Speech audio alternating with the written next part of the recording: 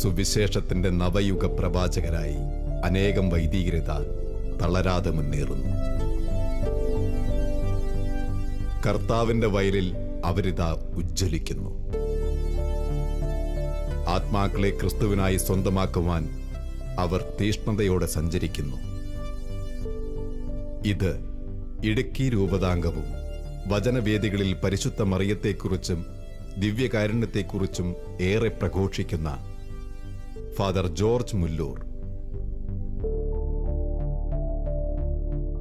ഇപ്പോഴത്തെ ഇടുക്കി രൂപത ബിഷപ്പായ ജോൺ നെല്ലിക്കുന്നേൽ പിതാവിന്റെ സെക്രട്ടറിയായി ശുശ്രൂഷ ചെയ്യുന്ന ജോർജ് അച്ഛൻ തന്റെ ദൈവവിളിയുടെ ആഴമുള്ള അനുഭവങ്ങൾ നമ്മോട് പങ്കുവെക്കുന്നു.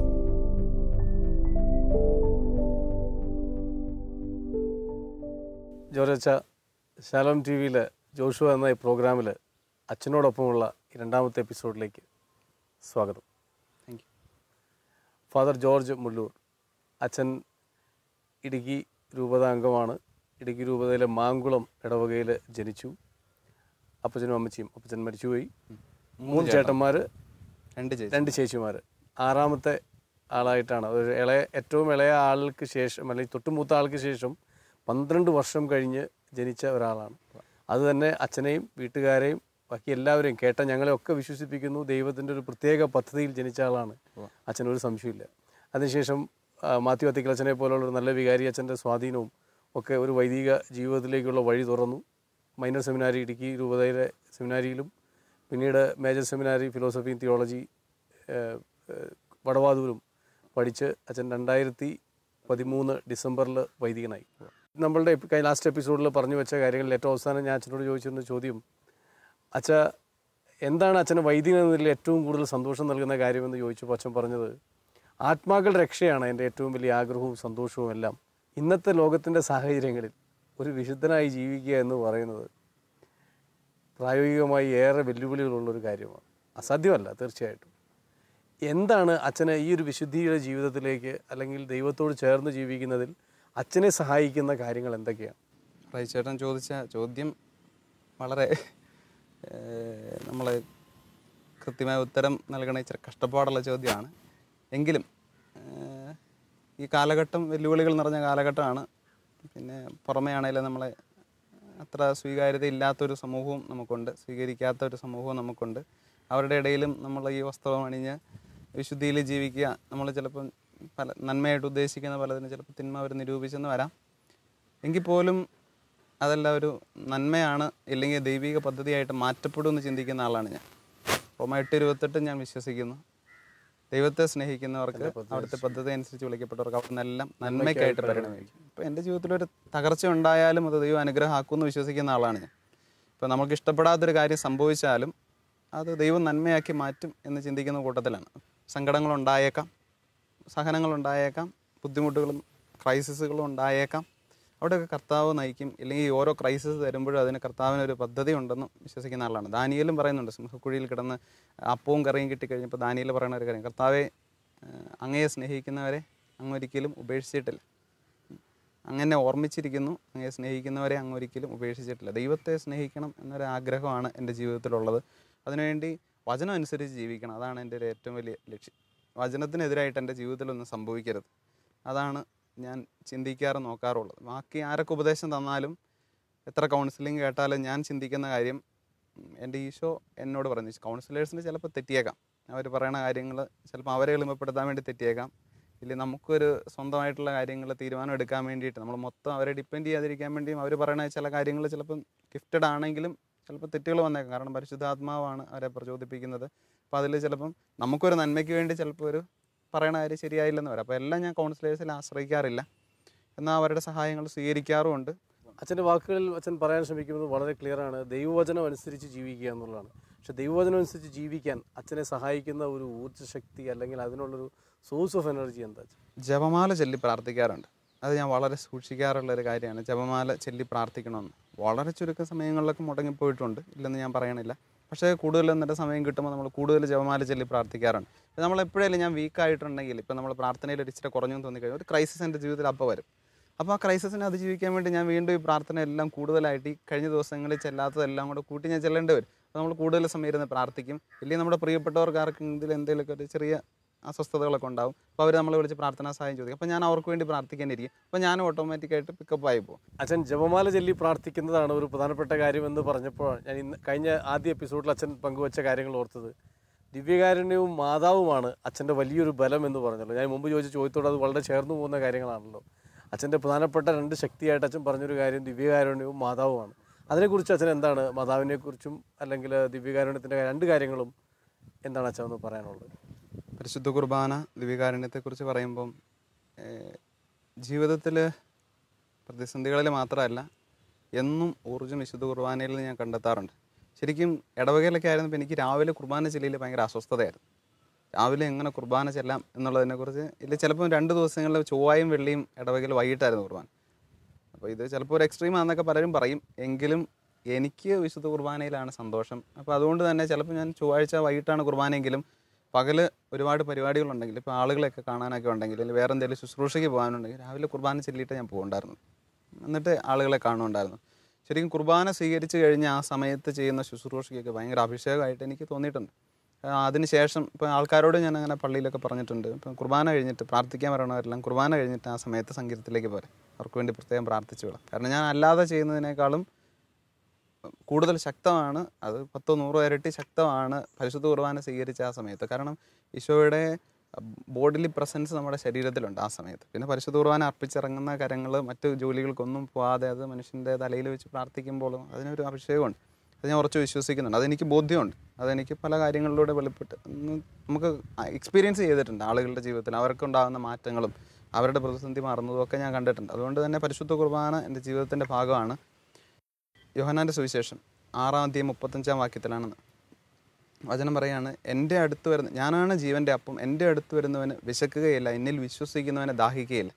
എല്ലാ യൂക്കരിസ്റ്റിക് ക്ലാസ്സുകളും ഞാൻ തുടങ്ങണ ഈ വചനത്തിലാണ്. ശരിക്കും എൻ്റെ അടുത്ത് വരുന്നവന് വിശക്കുകയില്ല, എന്നിൽ വിശ്വസിക്കുന്നവനെ ദാഹിക്കുകയില്ല. ഇത് ലിറ്ററലി വിശ്വസിക്കുന്നവനാണ് ഞാൻ. കാരണം നമ്മുടെ ഒരു വിശപ്പ് വലിയൊരു പ്രശ്നമായിട്ട്, അതൊരു വിശപ്പാണല്ലോ ശരിക്കും. അപ്പോൾ അതുമായിട്ട് കർത്താവിൻ്റെ സന്നിധിയിൽ ദിവ്യകാരുണ്യ സന്നിധിയിൽ പോയിരുന്നിട്ടുണ്ടെങ്കിൽ ഒന്നെങ്കിൽ ആ വിശപ്പ് ശമിക്കും, ഇല്ലെങ്കിൽ ഇത് എനിക്ക് വേണ്ടാന്ന് തോന്നും. ഈ കാര്യം ഇതിൻ്റെ ആവശ്യമില്ല എന്നൊരു ഞാൻ സാറ്റിസ്ഫൈഡ് ആവും. ഇല്ലെങ്കിൽ അത് നടക്കും. ഇത് രണ്ടിലേതെങ്കിലും സംഭവിച്ചിരിക്കും. ഒന്നെങ്കിൽ എൻ്റെ ആഗ്രഹം അങ്ങ് മാറിപ്പോകും. ഇപ്പോൾ എൻ്റെ ഒരു വലിയ ആഗ്രഹമായിരുന്നു ലൂർദ് ഫാത്തിമ ഒക്കെ പോകണം എന്നുള്ള വലിയ ആഗ്രഹം. അപ്പം ഞാനിങ്ങനെ അച്ഛനാകുന്ന സമയത്ത് തന്നെ ഒരു ആഗ്രഹമുണ്ട്, വിശുദ്ധനാട് പോകുന്നതിന് മുമ്പ് ലൂർദ് ഫാത്തിമയൊക്കെ ഒന്ന് പോയി മാതാവിനോടുള്ളൊരു ഭക്തി.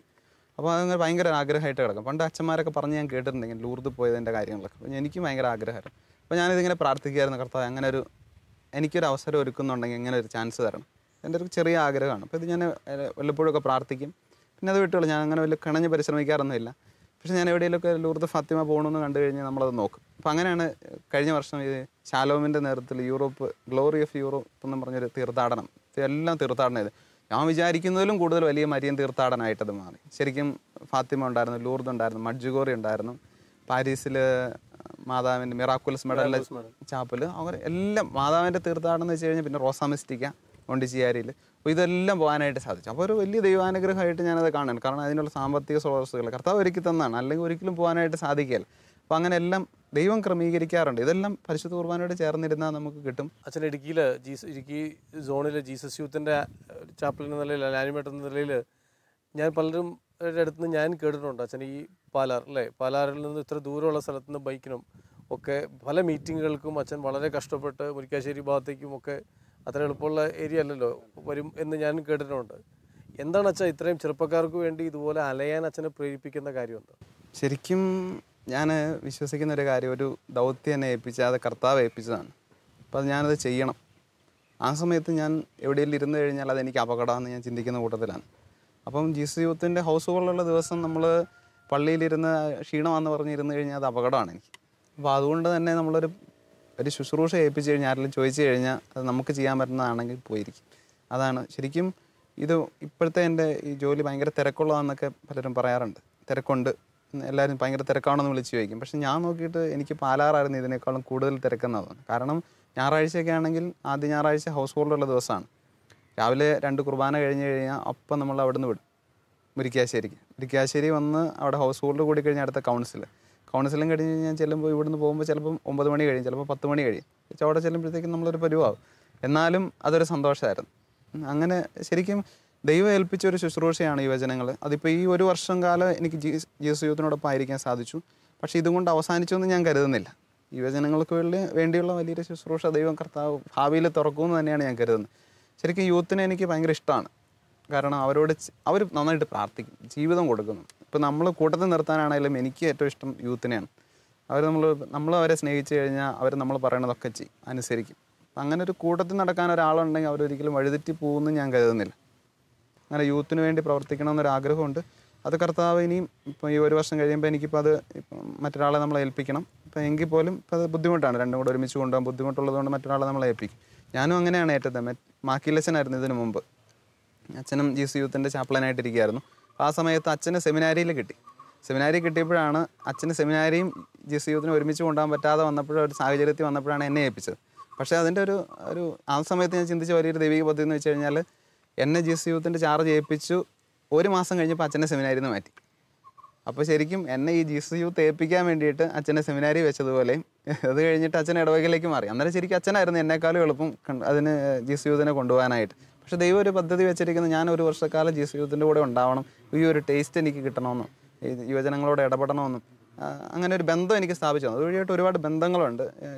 അതുപോലെ തന്നെ ഒരുപാട് മുതിർന്ന ആളുകൾ, സജിചേർന്ന് അങ്ങനെയുള്ള ആ കൂട്ടത്തിലുള്ള ഒരുപാട് പേരുണ്ട് ജീസസ് യൂത്തിൻ്റെ എൽഡേഴ്സ് ആയിട്ടുള്ളവർ. അപ്പോൾ അവരുമായിട്ടുള്ള നല്ല ബന്ധമുണ്ടായി. അവർക്ക് നമുക്ക് വേണ്ടി പ്രാർത്ഥിക്കും. അപ്പോൾ അങ്ങനെ പല ധ്യാനങ്ങളെക്കുറിച്ച് ചിന്തിക്കാനായിട്ട് ഇടയായി. അങ്ങനെ പല രീതിയിൽ ദൈവം വളർത്തുന്നു. അച്ഛൻ ധ്യാനം എന്ന് പറഞ്ഞുകൊണ്ടാണ് അച്ഛനെ ദൈവം ഉപയോഗിക്കുന്ന മറ്റൊരു പ്രധാനപ്പെട്ട ശുശ്രൂഷ മേഖല എന്ന് പറയുന്നത് വചനപ്രഘോഷണമാണ്. അത്തരം ഒരു മേഖലയിലേക്ക് അച്ഛനെ ദൈവം എങ്ങനെ ഉപയോഗിക്കുന്നു, അതെങ്ങനെ അച്ഛൻ്റെ ജീവിതത്തിൽ ഒരു പ്രധാന ശുശ്രൂഷ മേഖലയായി എന്നൊന്ന് പറയാൻ പറ്റും? സെമിനാരി കാലഘട്ടത്തിൽ തൊട്ടുള്ള ഒരു കാര്യമുണ്ട്, സഹിയോനായിട്ടുള്ളൊരു ബന്ധം. അതിനുശേഷം വന്നു കുറേ കാലങ്ങൾ രാജക്കാടായിരുന്നപ്പോൾ അങ്ങനെ ഒരു ബന്ധങ്ങൾ. പക്ഷേ സഹിയോൻ്റെ ഒരു ധ്യാനം രാജക്കാട് ഇടവക നടന്നു, അതുള്ളൊരു കാര്യമാണ്. അതിനുശേഷം നമുക്ക് വചനം പഠിക്കാൻ ഭയങ്കര ഒരു ഇൻട്രസ്റ്റ് ആയിരുന്നു. വചനം പ്രസംഗത്തിൽ ഇല്ലെങ്കിൽ നമുക്ക് സ്വാഭാവികമായിട്ട് ഈ വചനം പറയാൻ പറ്റില്ല, അതൊരു ബുദ്ധിമുട്ടുള്ള കാര്യമായിരുന്നു പഠിക്കുക പറയുക എന്നുള്ളത്. പക്ഷേ അതിനുശേഷം ഞാൻ എല്ലാ പ്രസംഗത്തിലും ഒരു 3-4 വചനം എങ്ങനെയും പറയാനായിട്ട് നോക്കുമായിരുന്നു. അതിനുശേഷം വചനം പഠിക്കാൻ തുടങ്ങി. പിന്നെ അങ്ങനെ പോയി എഴുകുംവയൽ ചെന്ന് കഴിഞ്ഞപ്പോൾ അതിനടുത്താണ് ഈ അണക്കര മരിയൻ ധ്യാന കേന്ദ്രം. അപ്പോൾ അവിടെ ചെന്നു. അപ്പോൾ അവിടെ എഴുകുംവയൽ ഇടവക്കാരനായിരുന്നു അവിടുത്തെ അസിസ്റ്റൻറ്റ് ഡയറക്ടർ. എല്ലായിടത്തും നമുക്ക് കർത്താവ് ഒരു വഴി തുറന്നിട്ടുണ്ടാവും. അപ്പോൾ അങ്ങനെ ഞാൻ അവിടെ ചെന്നു. അപ്പോൾ അച്ഛൻ്റെ കൂട്ടത്തിൽ അങ്ങനെയൊക്കെ നിൽക്കിയപ്പോൾ ഡൊമിനിക് എന്നോട് പറഞ്ഞു അവിടെ വന്ന് പതുക്കെ ശുശ്രൂഷയ്ക്ക് സഹായിക്കുക, കുമ്പസാരിപ്പിക്കാൻ പോവാം. അപ്പോൾ അങ്ങനെ ഞാനിവിടെ കുമ്പസാരിപ്പിക്കാൻ പോകാൻ തുടങ്ങി. കുമ്പസാരിപ്പിച്ച് കഴിഞ്ഞ് പിറ്റേ ദിവസം ഞാൻ ചിലപ്പോൾ അവിടെ തങ്ങും ധ്യാന കേന്ദ്രത്തിൽ. എന്നിട്ട് പിറ്റേ ദിവസം വൈകിട്ടത്തെ എനിക്ക് കുർബാന ശരിക്കും ചൊവ്വാഴ്ച വൈകിട്ട് കുർബാന ഉള്ളതുകൊണ്ട് ചിലപ്പോൾ തിങ്കളാഴ്ച അവിടെ ചെന്ന് കുമ്പസാരമൊക്കെ കഴിഞ്ഞ് ചൊവ്വാഴ്ച വൈകിട്ടത്തേക്ക് ഞാൻ തിരിച്ചു വരും. അപ്പോൾ അവിടെ ഇരിക്കും വചനം കേൾക്കും. ഇത് തന്നെ നമ്മൾ വേറെ പരിപാടിയൊന്നുമില്ല. അച്ഛൻ്റെ സൈഡിൽ പോയിരിക്കും, അവിടെ ഇരുന്ന് വചനം കേൾക്കും, പോരും. അങ്ങനെ കഴിഞ്ഞപ്പോൾ കുറച്ച് നാൾ കഴിഞ്ഞപ്പോൾ അച്ഛനോട് പറഞ്ഞു എന്നാൽ കൗൺസിലിങ്ങിനും കൂടെ സഹായിക്കുക എന്ന് പറഞ്ഞു. അങ്ങനെ പതുക്കെ കൗൺസിലിങ്ങിൻ്റെ കുറച്ച് ദിവസങ്ങളിലൊക്കെ സഹായിച്ചു. അപ്പോൾ അങ്ങനെ പിന്നെ ഒരുക്ക ധ്യാനങ്ങൾക്ക് പോകാൻ പറഞ്ഞു. കൺവെൻഷന് ഡൊമിനിക്കച്ചൻ്റെ കൃപാഭിഷേകം കൺവെൻഷന് ഒരുക്ക ധ്യാനങ്ങളുണ്ട്, അപ്പോൾ അതിന് പോകണമെന്ന് പറഞ്ഞു. അപ്പോൾ അങ്ങനെ അതിന് പോയി വചന പ്രഘോഷണങ്ങൾ നടത്താൻ തുടങ്ങി. പിന്നെ ഈ രൂപതയിൽ തന്നെ പല പള്ളികളിലും വൺ ഡേ ചെയ്യാനായിട്ട്, അതായത് വൈകിട്ട് ചിലപ്പം 1 മണിക്കൂർ 1.5 മണിക്കൂർ വചന പ്രഘോഷണം ഉണ്ട്. അപ്പോൾ അതിന് പോകും, ആരാധന നടത്തും, തിരിച്ചു പോരും. അപ്പോൾ അങ്ങനെ ഉള്ള ശുശ്രൂഷകൾ ചെയ്യാനായിട്ട് തുടങ്ങി. അങ്ങനെ കർത്താവ് നമ്മളെ ആ ഒരു മേഖലയിൽ വചനം പ്രസംഗിക്കാനും പറയാനും പ്രാർത്ഥിക്കാനും ഒക്കെ പഠിപ്പിച്ചു. ശരിക്കും വചനം പ്രാർത്ഥിച്ചാണ് നമ്മളെ ജീവിതത്തിൽ വളർന്നിട്ടുള്ളതെന്ന് എനിക്ക് തോന്നുന്നു. എൻ്റെ ജീവിതത്തിൽ വചനം പറഞ്ഞ് പ്രാർത്ഥിച്ച് ഒരുപാട് അനുഗ്രഹങ്ങൾ നേടാനായിട്ട് സാധിച്ചിട്ടുണ്ട്. അതുകൊണ്ട് വചനം ഒരു അത്ഭുത ശക്തിയാണ്. ഹെബ്രായർ 4:12 വചനം പറയുന്നത്. സജീവവും ഊർജ്ജസ്വലവുമാണ്, ഇരുതല വാളിനേക്കാൾ മൂർച്ചയേറിയതും, ചേതനയിലെ ആത്മാവിലും സന്ധിബന്ധങ്ങളിലും തുളച്ചുകയറി ഹൃദയത്തിൻ്റെ വിചാരങ്ങൾ. അപ്പോൾ ഈ സജീവവും ഊർജ്ജസ്വലവുമായ ഈ വചനം നമ്മുടെ ജീവിതത്തെ രൂപാന്തരപ്പെടുത്തുമെന്ന് എനിക്ക് മനസ്സിലായതുകൊണ്ട് തന്നെ വചനം പ്രസംഗിക്കാൻ എനിക്ക് വലിയൊരു ഇൻട്രസ്റ്റ് ആയിരുന്നു. ഇപ്പോഴും അത് തന്നെ വചനം പ്രസംഗിക്കണമെന്ന് തന്നെയാണ് നമ്മുടെ ആഗ്രഹം. ഈ ശുശ്രൂഷകളുടെ ഇടയ്ക്കും നമുക്ക് വചനം പങ്കുവയ്ക്കാം. പിതാവ് എന്നെ അനുവദിച്ചിട്ടുണ്ട്, അച്ഛൻ്റെ ക്ലാസ്സൊക്കെ ഉള്ളപ്പോൾ പോയി ക്ലാസ് എടുക്കാം. അങ്ങനെ മുഴുവൻ സമയവും പിതാവിൻ്റെ കൂടെ ഉണ്ടാവണം നിർബന്ധമൊന്നുമില്ല. അപ്പോൾ ഇന്ന് അതുകൊണ്ടാണ് പിതാവിന് വേറെ ഒരു പ്രോഗ്രാമുണ്ട്, പിതാവിന് കുർബാന ജൂബിലി കുർബാനയ്ക്ക് പോയി കാണാം. അന്നേരം പോലും പിതാവിനോട് പൊക്കോളാൻ പറഞ്ഞു. അപ്പോൾ അങ്ങനെ അച്ഛൻ പോയി നന്നായിട്ട് പ്രഘോഷിക്കുക എന്ന് പറഞ്ഞാണ് വിട്ടത്. അപ്പോൾ അങ്ങനെ ഒരു സന്തോഷകരമാണ് ഈ ശുശ്രൂഷ. ദൈവം ഒരുക്കിയ വഴിയാണിത്. അതുകൊണ്ട് ഈ ശുശ്രൂഷ ഒരുക്കി ഇതിന് തടസ്സമാകുമെന്ന് ഞാൻ വിചാരിക്കണില്ല. എങ്കിലും കുറച്ചൊക്കെ വേറൊരു ലെവലിലും കൂടെ നമ്മൾ ചിന്തിക്കേണ്ടി വരും. ഈ പിതാവിൻ്റെ കാര്യങ്ങളെല്ലാം ക്രമീകരിക്കുക എന്നുള്ളതിൽ എങ്കിലും ഒരു തടസ്സമായിട്ട് വരികയല്ല, ഇതൊരു വലിയ നന്മയ്ക്കായിട്ട് മാറ്റപ്പെടുമെന്ന് ഞാൻ കരുതുന്നു. ഇനി ഞാൻ വിചാരിക്കുന്നു ചിലപ്പം ഇത്രയും കാലം നമ്മൾ ഇത്ര വചനമൊക്കെ പഠിച്ച് നമ്മളൊരു ഒരുക്കി ഈ മേഖലയിലേക്ക് കൊണ്ടുവരാൻ വേണ്ടിയിട്ടായിരിക്കാം. ഇപ്പോഴും രൂപതയ്ക്ക് വേണ്ടി പ്രാർത്ഥിക്കുക, അത് നമ്മുടെ ഒരു ദൗത്യമാണല്ലോ. അങ്ങനെ ഒരു കാര്യത്തെക്കുറിച്ച് ചിന്തിക്കുക, സഭയ്ക്ക് വേണ്ടി പ്രാർത്ഥിക്കാനായിട്ട് ശരിക്കും ഈ ഒരു ഉത്തരവാദിത്തത്തിലേക്ക് വന്നപ്പോൾ ഞാൻ ചിന്തിക്കും. അതുവരെ നമ്മൾ ജനത്തിന് വേണ്ടി ശുശ്രൂഷിച്ചെങ്കിൽ ഇപ്പം ശരിക്കും വൈദികർക്ക് വേണ്ടി, ഇടുക്കി രൂപതയിൽ എല്ലാ വൈദികർക്കും വേണ്ടി രാവിലെ നമ്മൾ കുർബാനയിൽ അറിയാതെ പ്രാർത്ഥിക്കും, പിതാവിന് വേണ്ടി അറിയാതെ കൂടുതലായിട്ട് പ്രാർത്ഥിക്കും. അപ്പോൾ അങ്ങനെ ഒരു ശക്തിപ്പെടുത്താനുള്ള ഒരു ദൗത്യം ദൈവം എന്നെ ഏൽപ്പിച്ചിട്ടുണ്ടെന്ന് ഞാൻ കരുതുന്നു. അച്ഛൻ ഇപ്പോൾ തീർച്ചയായിട്ടും ഇപ്പോൾ ഒരു പുതിയ ഉത്തരവാദിത്വമാണ് അച്ഛനെ ഏൽപ്പിക്കുന്നത്. കാരണം അത് രൂപതയിൽ പിതാവിൻ്റെ സെക്രട്ടറി ആയിട്ട്, അത് ഇടുക്കി രൂപതയിൽ അനിക്കുൾക്കടൽ പിതാവിന് ശേഷം പുതിയ പിതാവ് വന്ന ഒരു സാഹചര്യം. ഇനിയും മറ്റു പല ഉത്തരവാദിത്തങ്ങൾ ഏൽപ്പിക്കപ്പെടുമായിരിക്കാം. ഒരുപക്ഷെ നമുക്ക് ഇഷ്ടമുള്ള കാര്യങ്ങളൊന്നും ആവണമെന്നില്ല എപ്പോഴും ഏൽപ്പിക്കപ്പെടുന്നത്. ഒരുപക്ഷെ വളരെ ഇതിനേക്കാളൊക്കെ ഇടുക്കി തീർച്ചയായിട്ടും ഒത്തിരി ഉൾപ്രദേശങ്ങളുള്ളൊരു സ്ഥലമാണ്. പല പല ഉത്തരവാദിത്തങ്ങളായിരിക്കാം. ചിലപ്പോൾ ഇവിടുന്ന് ഇപ്പോൾ നമ്മൾ മറ്റേതെങ്കിലും കുറേ കൂടെ പ്രയാസമേറിയ ഉത്തരവാദിത്തങ്ങളിലേക്കായിരിക്കാം മാറ്റുക. അച്ഛൻ്റെ ഒരു റെസ്പോൺസിൽ നിന്ന് വളരെ ക്ലിയറാണ്. ഏത് ഉത്തരവാദിത്തം ഏൽപ്പിച്ചാലും അച്ഛൻ അതിനെ വിശ്വസ്തയോടെ ഏറ്റെടുക്കും എന്നുള്ളത് തന്നെ. പക്ഷേ ഇതിനിടയിലൊക്കെ പ്രതിസന്ധികളും പ്രയാസങ്ങളും ഉണ്ടാവാം. അച്ഛൻ മുമ്പ് സൂചിപ്പിച്ചുവെങ്കിലും പ്രതിസന്ധികളെയും പ്രയാസങ്ങളെയും ഒക്കെ എങ്ങനെയായിരിക്കും അച്ഛൻ അതിജീവിക്കാൻ പോകും? പ്രതിസന്ധികൾ ഉണ്ടാവാം, അത് നമുക്കൊരു കുറച്ച് സമയത്തേക്ക് നിൽക്കുകയുള്ളൂ. അതിനുശേഷം അതൊരു പ്രതിസന്ധി അല്ല എന്നുള്ള രീതിയിലാവും, അത് ഉറപ്പാണ്. അതാണ് ഞാൻ വെച്ചത്. റോമ 8:28 അതാണ് വചനം പറയുന്നത്. ദൈവത്തെ സ്നേഹിക്കുന്നവർക്ക് അവിടുത്തെ പദ്ധതി അനുസരിച്ച് വിളിക്കപ്പെട്ടവർക്ക് അവിടെ നിന്നെല്ലാം നന്മയ്ക്കായിട്ട് പരിണമിപ്പിക്കും. അതാണ് വചനം. ഈ പരിണമിപ്പിക്കും എന്നുള്ള വാക്കിനകത്തൊരു കാര്യമുണ്ട്. ചിലപ്പോൾ സംഭവിച്ചത് നമുക്കൊരു തകർച്ചയായിട്ടും തിന്മയായിട്ടും തോന്നിയേക്കാം. ഇപ്പോൾ വീണ ഒരാളുടെ കാലൊടിയുന്ന ഒരിക്കലും ഒരു നന്മയല്ല, അതൊരു തിന്മയാണ്. ഇല്ലേ, തിന്മ എന്ന് പറയാൻ പറ്റൊരു അപകടമാണ്. അത് ഒരിക്കലും നന്മയാണെന്ന് പറയും. പക്ഷേ അത് നന്മയായിട്ട് ദൈവത്തിന് മാറ്റാനായിട്ട് പറ്റും. ഇത് ഞാൻ ഉറച്ച് വിശ്വസിക്കാം. അപ്പോൾ നമുക്കിപ്പോൾ ഒരു പ്രതിസന്ധി ഉണ്ടായാലും അത് ദൈവം ഒരു നന്മയായിട്ട് മാറ്റും. തീയിൽ കുരുത്തത് വെയിലത്ത് വാടുകയെന്നാണല്ലോ. ഇടുക്കിയുടെ മാതൃരൂപതയായ കോതമംഗലം രൂപതാംഗമാണ് ഞാനും. അതുകൊണ്ട് തന്നെ ഇടുക്കിയോട് എനിക്കൊരു സ്നേഹമുണ്ട്. എനിക്ക് അച്ഛൻ്റെ ഈ വാക്കുകളിൽ തന്നെ പറയാനുള്ള, ഇടുക്കിയിൽ ധാരാളം നല്ല വൈദികരുണ്ട്. ഇനിയും അച്ഛനെ പോലെ ഇതുപോലെ ബോധ്യങ്ങളുള്ള, കൃത്യമായ ഒരു ദൈവം നയിക്കുന്ന വഴി അന്വേഷിക്കുന്ന ധാരാളം ദൈവവിളികളും വൈദികരും ഇടുക്കി രൂപതയിൽ ഉണ്ടാവട്ടെ എന്ന് ഞാൻ പ്രാർത്ഥിക്കണം. എങ്കിലും എൻ്റെ ഒരു ഒടുക്കത്തെ ചോദ്യം, അല്ലെങ്കിൽ അവസാനത്തെ ചോദ്യം എന്ന് പറയുന്നത്, മാങ്കുളത്ത് നിന്ന് ഇന്ന് ഇങ്ങനത്തെ ഒരു ഇതിലേക്ക് ദൈവം വിളിച്ച് വളർത്തിക്കൊണ്ടിരിക്കുന്ന ഫാദർ ജോർജ് മുല്ലൂർ, അച്ഛൻ്റെ ജീവിതം എങ്ങനെയായി തീരണം, അല്ലെങ്കിൽ എങ്ങനെ അവസാനിക്കണം? പൗരോഹിത്യ ജീവിതത്തിൻ്റെ അവസാനം എന്താവണമെന്നാണ് അച്ഛൻ ആഗ്രഹിക്കുന്നത്? ജീവിതാവസാനം വലിയൊരു സംഭവമാണോയെന്ന് എനിക്ക് വലിയ ആഗ്രഹമൊന്നുമില്ല. അതിപ്പോൾ എവിടെയെങ്കിലും ഒതുങ്ങിയാലും അതിലൊന്ന് സന്തോഷിക്കാൻ പറ്റണമെന്നൊരാഗ്രഹമുണ്ട്. ദൈവിക പദ്ധതി എന്ന് കൃത്യമായിട്ട് തിരിച്ചറിയണമെന്നൊരാഗ്രഹമുണ്ട് ഏത് സമയത്താണേലും. ചിലപ്പോൾ നമുക്ക് എല്ലാം നമ്മൾ ആഗ്രഹിക്കുന്ന പോലെ, ഇല്ലെങ്കിൽ ലോകം ആഗ്രഹിക്കുന്ന പോലെ ചിലപ്പോൾ നമ്മൾ വളർന്നില്ല എന്നും വരാം.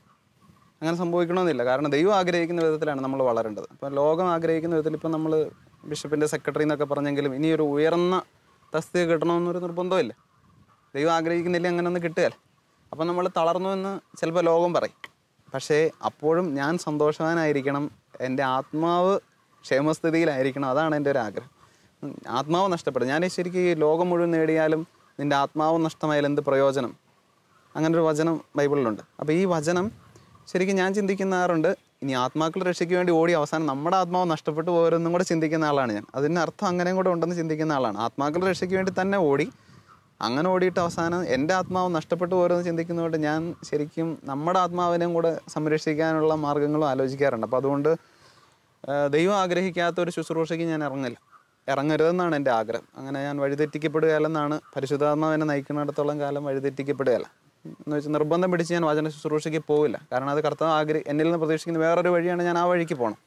അതുകൊണ്ട് ഏത് വഴിയാണേലും വിശുദ്ധനാവണം എന്നുള്ള ഒറ്റ ലക്ഷ്യമുള്ളൂ. ഏത് വഴിക്ക് പോയാലും കുഴപ്പമില്ല, കർത്താവ് ഇതിലൂടെ വേണേലും നയിച്ചോട്ടെ. പിന്നെ നമുക്ക് ആർക്കും ഉറപ്പില്ലല്ലോ എത്ര ദിവസം നമ്മൾ ജീവിച്ചിരിക്കും എന്നുള്ളത്. അതുകൊണ്ട് തന്നെ കിട്ടണ അത്രയും ദിവസങ്ങൾ വിശുദ്ധിയോടെ ജീവിച്ച്, വിശുദ്ധിയോടെ മരിച്ച്, വിശുദ്ധനായിട്ട് സഭ പ്രഖ്യാപിക്കണമെന്ന് ഞാൻ ആഗ്രഹിക്കുന്നില്ല. കർത്താവിൻ്റെ അടുത്ത് എത്തണം, അത്ര ഒരു ആഗ്രഹമുണ്ട്. അച്ഛൻ്റെ വാക്കുകളിലുള്ള ഈ തീക്ഷ്ണത ഒരിക്കലും ഹൃദയത്തിൽ നിന്നും മനസ്സിൽ നിന്നും ഒന്നും നഷ്ടപ്പെട്ടു പോകാതിരിക്കട്ടെ. പ്രതിസന്ധികളെ ഞാൻ ഭയപ്പെടുന്നില്ല എന്ന് നമ്മൾ ചിന്തിക്കരുത്. എനിക്ക് അത്യാവശ്യം ഭയമൊക്കെ ഉള്ള കൂട്ടത്തിലാണ്. ഇതൊക്കെ നമുക്ക് പറ്റുമോ? പക്ഷേ ഈ ഭയവും കർത്താവ് ഒരു അനുഗ്രഹമാക്കി മാറ്റുമെന്നാണ് ദൈവാശ്രയത്തിനുള്ള വഴിയായിട്ട്. എനിക്കങ്ങനെ ഉറപ്പൊന്നും പറയാൻ പറ്റുമെന്നില്ല ഞാൻ ഇനി ഒരിക്കലും വീഴുകയില്ലാന്ന്. കാരണം അങ്ങനെ പറയാനായിട്ട് ആർക്കും ഇനി ഒരിക്കലും ഞാൻ പാപം ചെയ്യല എന്ന് പറയാനായിട്ട് നമുക്ക് പറ്റില്ല. കാരണം അങ്ങനെ പറഞ്ഞിട്ടുണ്ടെങ്കിൽ അവൻ അഹങ്കാരിയാണ്. അപ്പോൾ അതുകൊണ്ട് അഹങ്കരിക്കാനൊന്നും നമ്മളില്ല. കർത്താവ് നടത്തിയാൽ, മനുഷ്യൻ്റെ ദൈവം കരുണ കാണിച്ചാൽ നമ്മൾ ലക്ഷ്യത്തിൽ എത്തിച്ചേരുമെന്ന്. കർത്താവ് അച്ഛനെ നടത്തട്ടെ. ആത്മാക്കളുടെ രക്ഷയാണ് ജീവിതത്തിൽ ഏറ്റവും സന്തോഷം നൽകുന്ന കാര്യമെന്ന് അച്ഛൻ ആദ്യ എപ്പിസോഡിൽ പറഞ്ഞ് ഞാൻ ഓർക്കണം. ആത്മാക്കളുടെ രക്ഷയ്ക്ക് വേണ്ടി ഓടി നടക്കുമ്പോഴും എൻ്റെ ആത്മാവിൻ്റെ രക്ഷയും കൂടി ഉറപ്പാക്കണമെന്നുള്ള വലിയ അച്ഛൻ്റെ ആഗ്രഹം, ആ ദൃഢനിശ്ചയം ദൈവം തീർച്ചയായിട്ടും കാണുന്നുണ്ട്. അനുഗ്രഹിക്കട്ടെ. വിശുദ്ധനായി അവസാനിക്കാനുള്ള അച്ഛൻ്റെ ആഗ്രഹം ദൈവത്തിനു മുമ്പിൽ സമർപ്പിച്ചുകൊണ്ട് പ്രാർത്ഥിച്ചുകൊണ്ട് ഷാലോം ടി വിയിലെ ജോഷു എന്ന പ്രോഗ്രാമിൽ ഈ 2 എപ്പിസോഡിലെയും അച്ഛൻ്റെ സജീവ സാന്നിധ്യത്തിന് ഹൃദ്യമായ പങ്കുവെക്കലുകൾക്ക് ഏറെ നന്ദി. ദൈവം തൻ്റെ ദാനങ്ങളാൽ സ്തുതിക്കപ്പെടട്ടെ. ശിമയോനും യാക്കോബും യോഹന്നാനും വലകഴുകും വലക്കാരും വഞ്ചിക്കാരും. ശിമയോനും യാക്കോബും യോഹന്നാനും വലകഴുകും വലക്കാരും വഞ്ചിക്കാരും. ഒരു നിമിഷം കേൾക്കാമോ കേൾക്കാമോ, നിങ്ങൾക്കായി നൽകാം ഞാൻ ഇന്നൊരു സന്ദേശം. നിങ്ങളെ സാക്ഷാൽ മുക്കുവരാക്കാൻ ഉതകും സുവിശേഷം. നിങ്ങളെ സാക്ഷാൽ മുക്കുവരാക്കാൻ ഉതകും സുവിശേഷം. ആഴക്കടലിൽ പോകുവിൻ, ആഴത്തിൽ വലയെറിയുവിൻ. ആഴക്കടലിൽ പോകുവിൻ, ആഴത്തിൽ വലയെറിയുവിൻ.